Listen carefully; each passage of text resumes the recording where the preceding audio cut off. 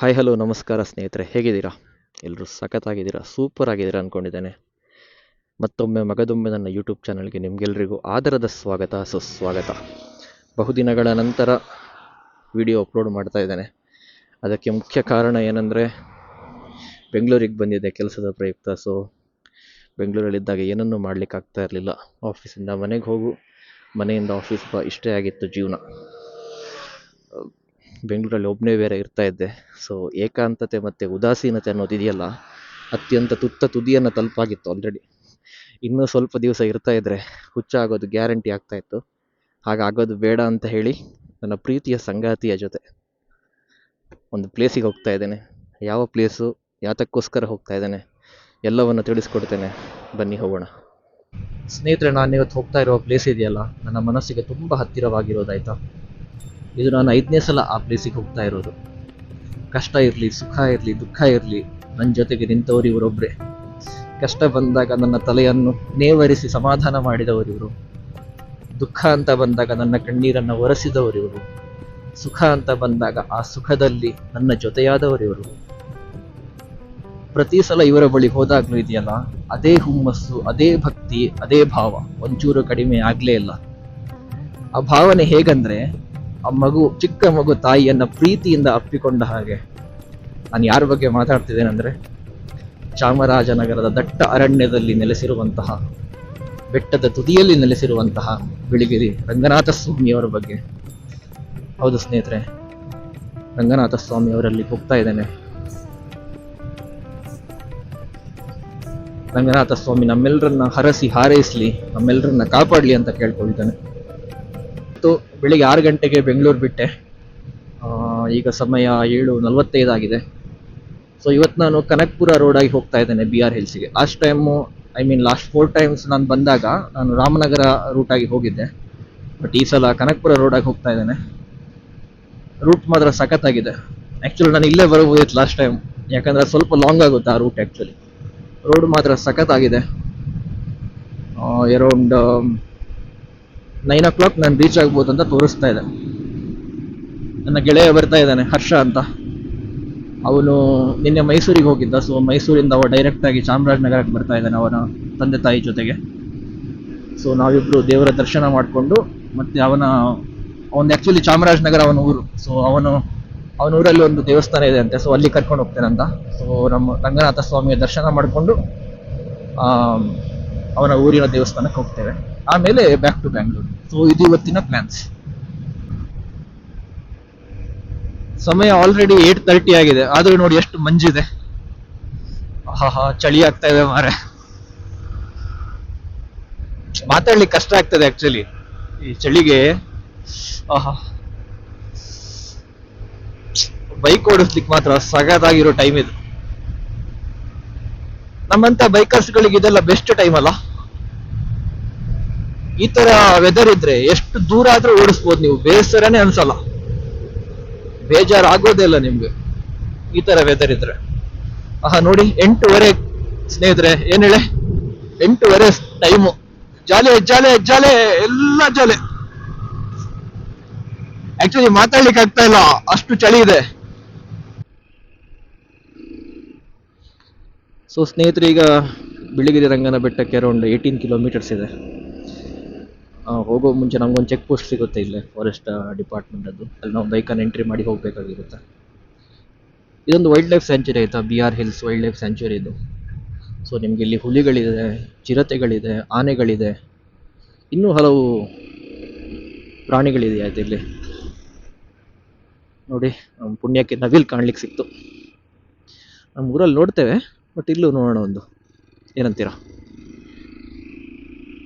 ಈ ಪೇಪರಲ್ಲಿ ಓದ್ತಾ ಇದ್ರೆ ಪ್ರತಿ ಸಲನೂ ಹುಲಿ ದಾಳಿಗೆ, ಚಾಮರಾಜನಗರದಲ್ಲಿ ಹುಲಿ ದಾಳಿ ಅಂತ, ಈ ಥರ ಪ್ಲೇಸ್ಗಳಲ್ಲೇ ಹುಲಿ ದಾಳಿಗಳು ಜಾಸ್ತಿ ಆಗೋದು ನಿಮಗೆ.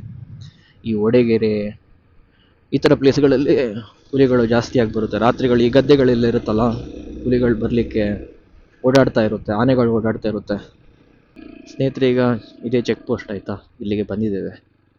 ಸುಸ್ವಾಗತ, BRT ಹುಲಿ ಸಂರಕ್ಷಿತ ಪ್ರದೇಶ. ಇಲ್ಲಿಗ ನಾವು ರಿಜಿಸ್ಟರ್ ಮಾಡಿಸ್ಬೇಕು.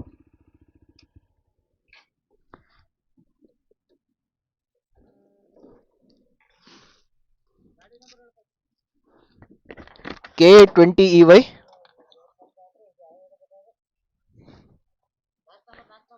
6941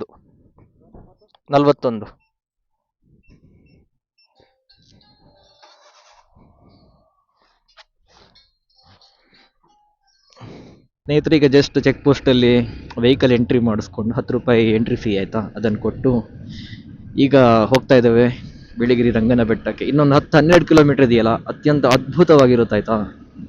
ತುಂಬ ಸಖತ್ತಾಗಿರುತ್ತೆ. ನಿಮ್ಗೆ ಅಲ್ಲಲ್ಲಿ ಪಾಂಡ್ಸ್ಗಳು, ಪ್ರಾಣಿಗಳು ಕಾಣ್ಲಿಕ್ಕೆ ಸಿಕ್ಕಿದ್ರೆ ನಮ್ಮ ಪುಣ್ಯ ಅಷ್ಟೇ. ಬಟ್ ಅದ್ಭುತವಾದ ನೇಚರ್ ನೋಡ್ಬೋದು ನೀವು, ಅದ್ಭುತವಾದ ಮರಗಿಡಗಳು, ಬೆಟ್ಟ ಗುಡ್ಡಗಳನ್ನು ನೋಡ್ಬೋದು ನೀವೀಗ. ಬನ್ನಿ ನಿಮಗೂ ತೋರಿಸ್ತೇನೆ.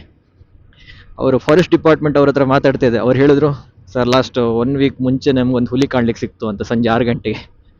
ಅದೆಲ್ಲ ಲಕ್ಕಿ ಇರಬೇಕು, ಅವರೆಲ್ಲ ಇದ್ದವರಲ್ಲ, ಸೊ ನೋಡ್ತಾ ಇರ್ತಾರೆ ಹುಲಿ ಆನೆಗಳೆಲ್ಲ ಕಾಮನ್ ಅವರಿಗೆ.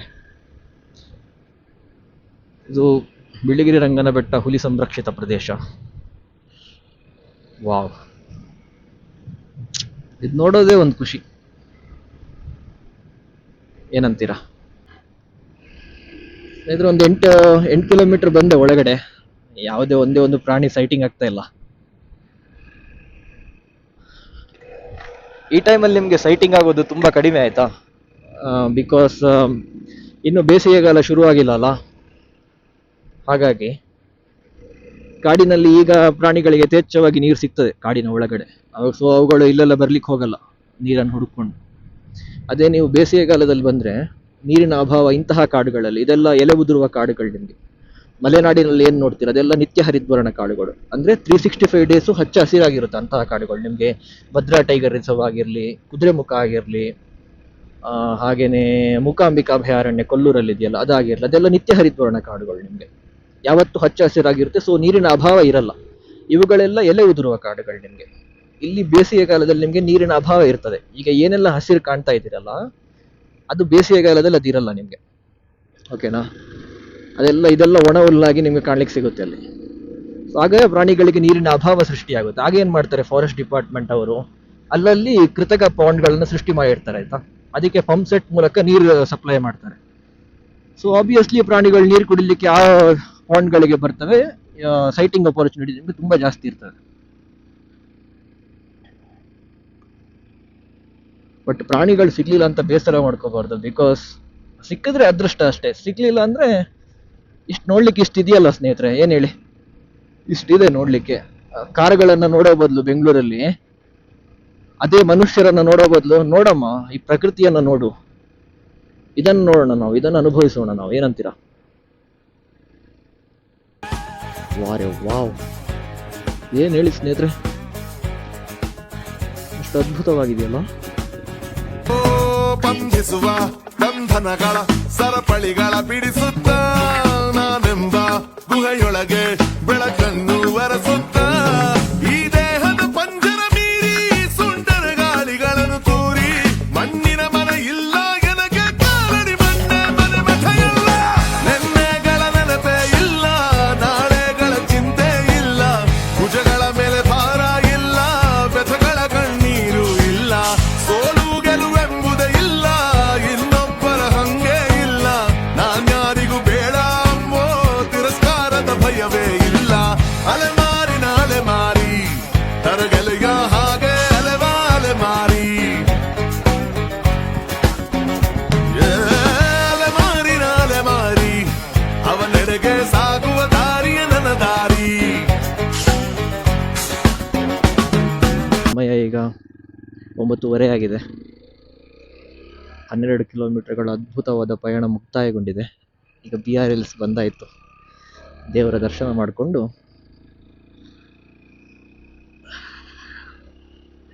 ಸ್ವಲ್ಪ ಹೊತ್ತು ವಿಶ್ರಾಂತಿ ಪಡೆದುಕೊಂಡು ಮತ್ತೆ ರಿಟರ್ನ್.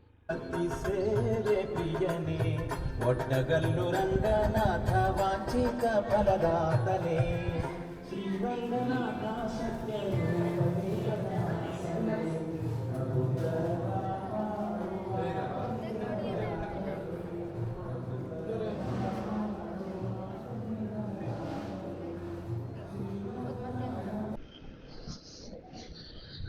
ಸ್ನೇಹಿತರೆ, ಸಮಯ ಈಗ 1 ಕಾಲಾಗಿದೆ.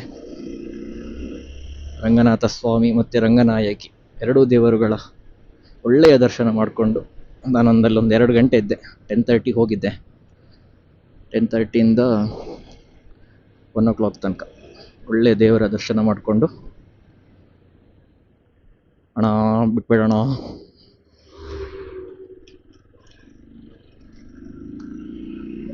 ಒಳ್ಳೆ ದರ್ಶನ ಮಾಡಿಕೊಂಡು ಈಗ ಹೋಗ್ತಾ ಇದ್ದೇವೆ. ಸೊ ನಾನು ಆಗ ಹೇಳಿದ್ನಲ್ಲ ಹರ್ಷ ಅಂತ, ನನ್ನ ಫ್ರೆಂಡ್ ಹರ್ಷ ಬರ್ತಿದ್ದಾನಂತ. ಸೊ ನೋಡಿ ಮುಂದೆ ಕಾರ್ ಇದೆಯಲ್ಲ ಅಥವಾ ಒಂದೇ ಅದು, ಅವನು ಅವನ ಅಪ್ಪ ಅಮ್ಮ ಇಬ್ಬರು 3 ಜನ ಇದ್ದಾರೆ ಟೋಟಲ್. ಸೊ ಈಗ ಚೆಕ್ ಪೋಸ್ಟ್ ಆದಮೇಲೆ ಒಂದು ಕಡೆ ನಿಲ್ಲಿಸಿ ಊಟ ಮಾಡಿ, ಮತ್ತು ಅವನ ಊರಲ್ಲಿ ಒಂದು ದೇವಸ್ಥಾನ ಇದೆ ಅಂತೆ, ಸೊ ಅಲ್ಲಿಗೆ ಹೋಗಿ ಬ್ಯಾಕ್ ಟು ಬ್ಯಾಂಗ್ಳೂರು. ಬನ್ನಿ ಹೋಗೋಣ ಗೆಳೆದ್ರೆ. ಓಹೋ ಹೋ ಓಹೋ ಹೋ ಹೋ ಹೋ ಓ ಒಳಗೆ ಹೋಯ್ತು ಅಣ್ಣ ಕೊಡೋಣ, ಯಾಕಣ್ಣ? ಓಹೋ ಹೋ ಹೋ ಹೋ, ನನ್ನನ್ನು ಬಿಟ್ಬೇಡಪ್ಪ, ನನ್ನ ಹತ್ರ ಏನಿಲ್ಲ, ಒಂದೇ ಬಾಳೆಹಣ್ಣು ಇರೋದು, ಬೇಕದು ನನಗೆ.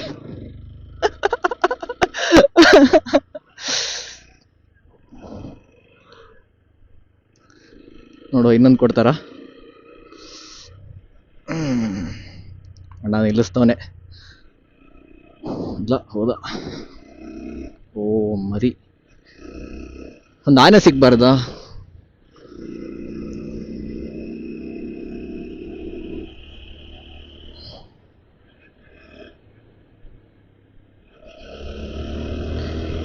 ಆಹಾ ಎಂತ ಕಿಕ್ಕು! ಯಾವ್ದ್ರಿ ಸಿಗರೇಟು, ಯಾವ್ದ್ರಿ ಎಣ್ಣೆ? ಬನ್ರಿ ಬೈಕ್ ಓಡಿಸ್ರಿ. ಎಲ್ಲೂ ಇಲ್ಲ ಈ ಕಿಕ್ಕು. ಏನ್ ಹೇಳಿ, ಜಾಲಿ ಜಾಲಿ ಜಾಲಿ, ಎಲ್ಲ ಜಾಲಿ. ನನಗೆ ಬಿಳಿಗಿರಿ ರಂಗನ ಬೆಟ್ಟಕ್ಕೆ ಎಷ್ಟು ಸಲ ಬಂದರೂ ಅದೇ ಹುಮ್ಮಸ್ಸಲ್ಲಿ ಬರ್ತೇನೆ, ಅದೇ ಭಕ್ತಿಲಿ ಬರ್ತೇನೆ, ಅದೇ ಭಾವ ತುಂಬಿಕೊಂಡಿರ್ತದೆ ಅಂತ. ಅದು ಇವತ್ತು ನಿಜ ಆಗಿದೆ.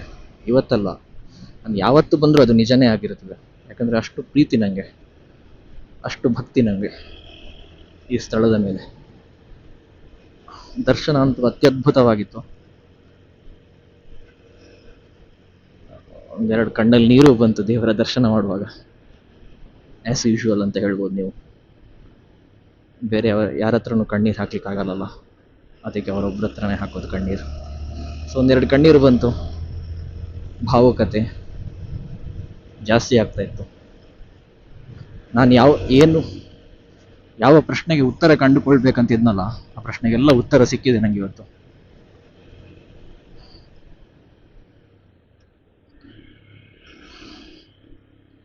ಎಲ್ಲ ಪ್ರಶ್ನೆಗೆ ಉತ್ತರ ಸಿಕ್ಕಿದೆ ಇವತ್ತು. ಏನಾಗಿತ್ತು ಗೊತ್ತಿಲ್ಲ, ನಾನೊಂದು ಮನಸ್ಸಿಗೆ ಬಂದದಾಗೆ ನೀವು ಬರ್ಕೊಂಡು ಹೋಗು ಅಂತ ಹೇಳಿದ್ರು ದೇವರು. ನಾನು ನೋಟ್ಸ್ ಮಾಡ್ಕೊಂಡು ಹೋದೆ.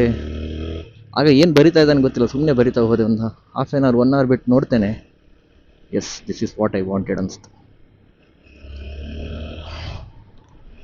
ಆ ನೋಟ್ಸ್ ಇದೆ, ಅದನ್ನು ಪರಿಪಾಲಿಸೋದು ನನ್ನ ಕರ್ತವ್ಯ. ಪರಿಪಾಲಿಸ್ಲಿಕ್ಕೆ ಬೇಕಾದಂತಹ ಆ ಶಕ್ತಿ, ಆ ಭಕ್ತಿಯನ್ನು ದೇವರು ಕೊಡ್ತಾರೆ ಅಂತ ಹೇಳಿದ್ದಾರೆ. ಸೊ ಇನ್ಯಾಕೆ ತಡ, will unlock the full potential. Come on ಸ್ನೇಹಿತರೆ, ಸಮಯ ಈಗ 4:30 ಆಗಿದೆ. ಹಲಗೂರು ಎಂಬ ಒಂದು ಊರಲ್ಲಿ ಒಂದು 4 ಬೆಣ್ಣೆ ದೋಸೆ ತಿಂದ್ವಿ. 4 ಬೆಣ್ಣೆ ದೋಸೆ ತಿಂದು ಒಂದು ಕಬ್ಬಿನಾಲ್ ಬೇರೆ ಕುಡಿದ್ವಿ. ಥ್ಯಾಂಕ್ಸ್ ಟು ಹರ್ಷ, ಮುಂದೆ ಹೋಗ್ತಿದ್ದಾನಲ್ಲ. ಇನ್ನೇನಿಲ್ಲ, ಇನ್ನು ಜಸ್ಟ್ ರಿಟರ್ನ್ ಟು ಬ್ಯಾಂಗ್ಳೂರ್ ಅಷ್ಟೇ. ಅರೌಂಡ್ ಇನ್ನು 50 ಕಿಲೋಮೀಟರ್ಸ್ ಇದೆ ಅಷ್ಟೇ. ಸೊ ಅರೌಂಡ್ 5:30 ರೀಚ್ ಆಗ್ತೇವೆ. ಸೊ ಇದಾಗಿತ್ತು ಸ್ನೇಹಿತರೆ ಇವತ್ತಿನ ಸಂಡೆಯ special ride. Short and sweet ride ಇತ್ತು. ಅನುಭವಗಳು ಯಾವತ್ತಿದ್ದರೂ ಕೊನೆಯಾಗುವುದಿಲ್ಲ. ಒಂದೊಂದು ರೈಡು ಒಂದೊಂದು ಅನುಭವಗಳನ್ನು ಹೇಳ್ಕೊಡುತ್ತೆ. ಈ ರೈಡು ಹಾಗೆ ಆಗಿತ್ತು ನನಗೆ. ಒಂದೊಳ್ಳೆ ಅನುಭವವನ್ನು, ಒಂದೊಳ್ಳೆ ಪಾಠವನ್ನು ಹೇಳ್ಕೊಡ್ತು ನನಗೆ ಇವತ್ತು. ಮುಂದಿನ ಲೈಫಲ್ಲಿ, ಮುಂದಿನ ಜೀವನದಲ್ಲಿ, ನಾಳೆಯಿಂದ ಇವತ್ತಿಂದ ಏನು ಮಾಡಬೇಕು, ಹೇಗಿರಬೇಕು ಅಂತ ತೋರಿಸ್ಕೊಡ್ತು ನನಗೆ. ಸೊ ಎಸ್ ಸ್ನೇಹಿತರೆ, ನಮ್ಮದು ಕೆಲಸ ಇನ್ನು ಬರೀ ಫಾಲೋ ಅಪ್ ಮಾಡೋದಷ್ಟೇ. ದೇವ್ರು ಏನು ಹೇಳಿದ್ದಾರೆ ಅದನ್ನು ಮಾಡೋದಷ್ಟೇ ಇನ್ನು ನನ್ನ ಕೆಲಸ. ದೇವ್ರು ಏನು ಮಾಡಬೇಕು ಅಂತ ಕ್ಲಿಯರ್ ಕಟ್ಟಾಗಿ ಹೇಳಿದ್ದಾರೆ. It is just up to me to follow it. ಅದನ್ನು ನಾವು ಮಾಡೋಣ ಅಂತ ಹೇಳ್ತಾ ಮುಂದಿನ ವಿಡಿಯೋದಲ್ಲಿ ನಿಮ್ಮೆಲ್ಲರ ಜೊತೆ ಸಿಗ್ತೇನೆ. ಅಲ್ಲಿವರೆಗೆ ನಮಸ್ಕಾರ.